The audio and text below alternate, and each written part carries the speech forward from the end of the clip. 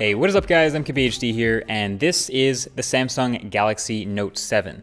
It came out a couple weeks ago, but this is everything you need to know about the phone that I've used as my daily driver since it dropped. So new points for the Galaxy Note 7 are the design refresh, some camera improvements, a bunch of new software features, and explosions.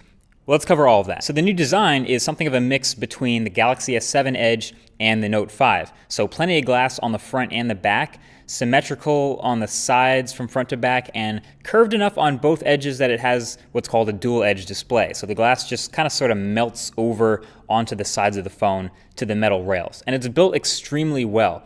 Honestly, between this and the Galaxy S7 Edge, Samsung seems to be on top of the build quality game as far as smartphones go right now. Turns out to not be that slippery thanks to the metal rails on the side where your fingers rest.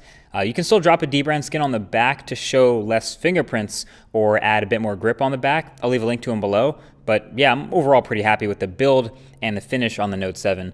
And the all black is definitely my favorite look. There is a new blue coral color, and it kind of looks pretty neat too. A lot of people like it, but I'm a fan of the all black look on pretty much any smartphone. So the only problem I found with the dual edge display is actually sometimes when I'm holding it, I don't realize that like part of my hand is actually still touching the display. So it seems like it's unresponsive at first, but it's just because I'm holding it wrong. So that's my bad, but it's just in the way you hold it.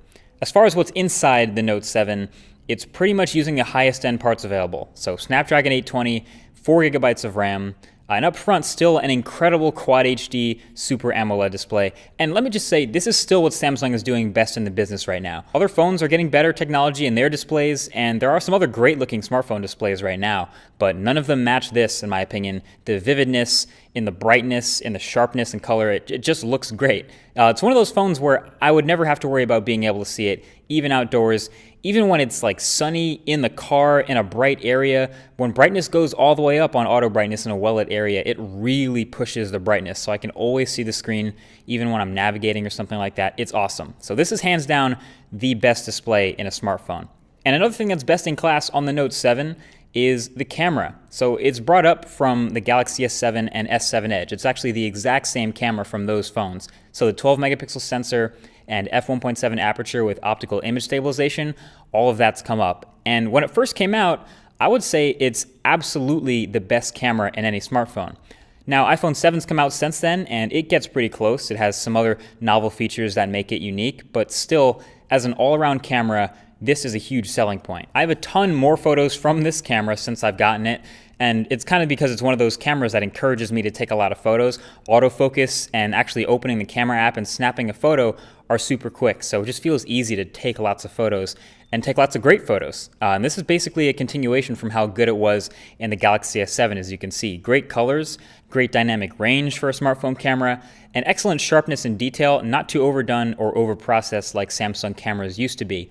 And just a bigger phone overall actually kind of makes it a bigger handle to take a photo or video with. So who knows, that might even help with stabilization. So the photos and 4K videos you get out of this phone without even any editing or touch-ups, which you can do in a RAW mode, continue to be really impressive. Now, a big part of what's made the Note series, especially from the beginning when it first came out, a very popular phone with power users like me is not only the fact that it was always like a really big phone, but it's just always had like all of the latest, all of the best features that Samsung's had to offer. It's packed to the gills with features. It's got the S Pen stylus. It's got multitasking with multiple apps available at the same time. It's basically doing everything it can to take advantage of the high-end hardware that you get. So this phone is full of the best that Samsung makes. And to be fair, Samsung's done a really good job of keeping a lot of the great features in the phone without making the software feel like overwhelming. There used to be just stuff everywhere, but it's pretty tame now. It's actually a little bit more organized, so things are a little bit easier to find. There's a search function in the settings app. So yeah, a lot of neat features are tucked in there, and they're not all screaming in your face. They're just kind of waiting around the corner. So one of the newest, flashiest ones is the iris scanner. It's a new method for unlocking your phone that takes advantage of the new sensor in the top of the phone, along with an infrared light blaster that you can actually see in action when it's scanning. And all it wants you to do is basically hold the phone up to your face for a second while it reads your eyes to identify you and then logs you in. It kind of seems like straight out of the future when it actually works well. As far as I know, it can't be fooled with photos of you or other people's eyes. I didn't think it's quite as secure as other security methods, but despite me wearing contacts, which it says can impede it, it works really well. In fact, it actually seemed to learn my eyes over time. So a week after setting this up, iris scanning was really fast. I still prefer a fingerprint reader though. Of course, there are other things like the S Pen features that evolve from year to year with the Note. I may not use this thing much, but when I do, it's kind of nice. So the pen itself is now much more sensitive to different levels of pressure. The tip is smaller, so it feels like writing with an actual pen instead of like a marker. And it's now designed so you definitely can't stick it in backwards and break it. Oh yeah, and it's still clicky, in case you were wondering. My favorite new S Pen feature is the ability to screen capture instantly and then convert it into a GIF that you can share. Super useful and actually really fun. Plus, you still have all the capture and drawing tools from before.